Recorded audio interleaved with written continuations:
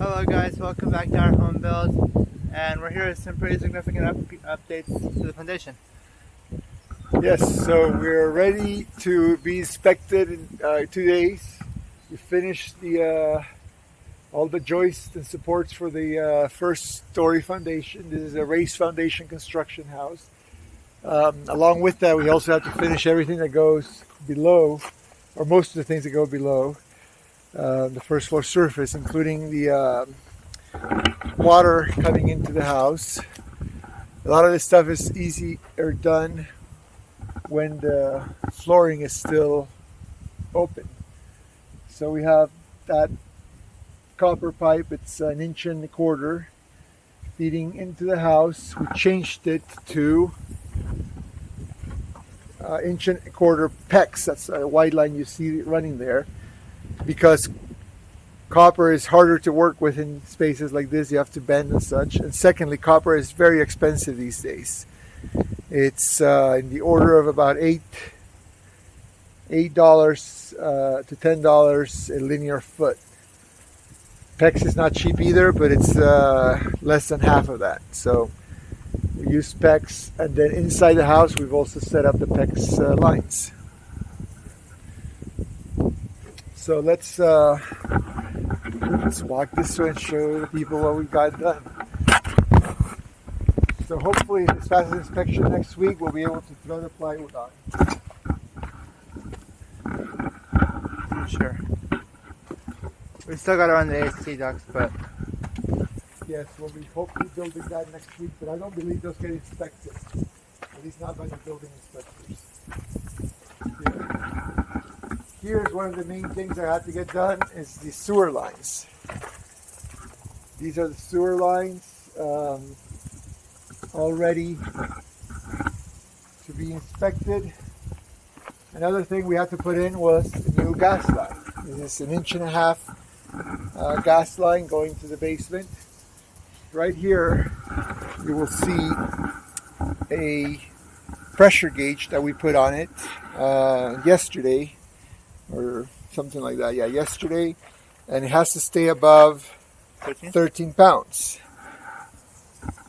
It does seem to go up with the heat, so the higher the temperature, the hotter this tube gets, and that raises the temperature. The pressure here is about 13.5 pounds at the moment. Yep. walk over here. From the extent of the PEX. The PEX is insulated. So we have insulated PEX. The blue line is the cold water. The white line, Hot water. is hot water. This is type A PEX. That means that you expand the mouth with a special tool and put the fitting inside, and then it'll cool down around that fitting. We did get a PEX tender, so maybe we'll show you guys a review of that. We'll definitely do a review of that. Another interesting thing we've done here is we've done a hot water loop. So we will have a manifold in the basement for each area, bathroom, kitchen, other bathrooms, where the water goes directly there, so it doesn't have to loop around the traditional way. For hot water, in order to get instant or very close to instant hot water, we've done loops.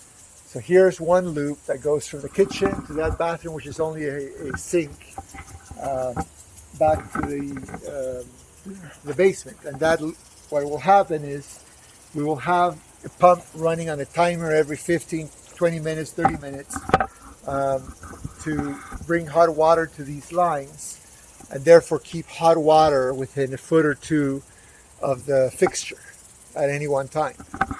That way my son doesn't have to wait for the water to warm before his shower. He's very particular about that.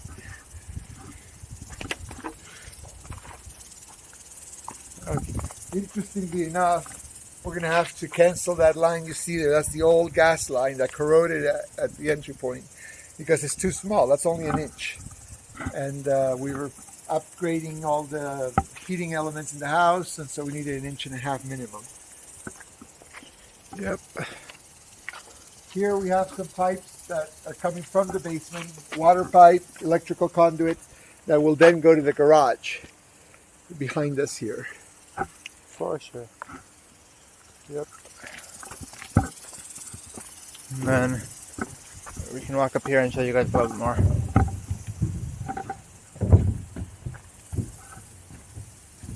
got these nice platforms here. This is a beam that we put in last week. The M778. A Paralam, yes. And it's a very strong beam. It will be supporting some structural weight up top. Then we have all the water lines, sewer lines. We created a little bit of a, like I mentioned earlier, a little bit of a water distribution center in the basement. I can show you guys that right now. As we walk down into our new basement, I guess. We did some cleanup since the last time we showed you guys this, so it looks significantly better.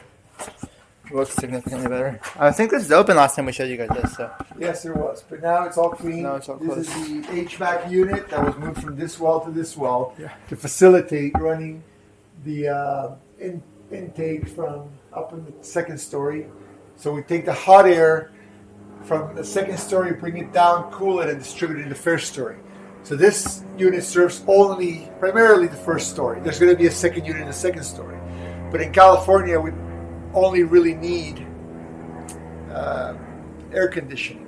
Heating is only used a couple times a year in this area in Southern California. So it makes more sense to bring in the hot air from the second story down here.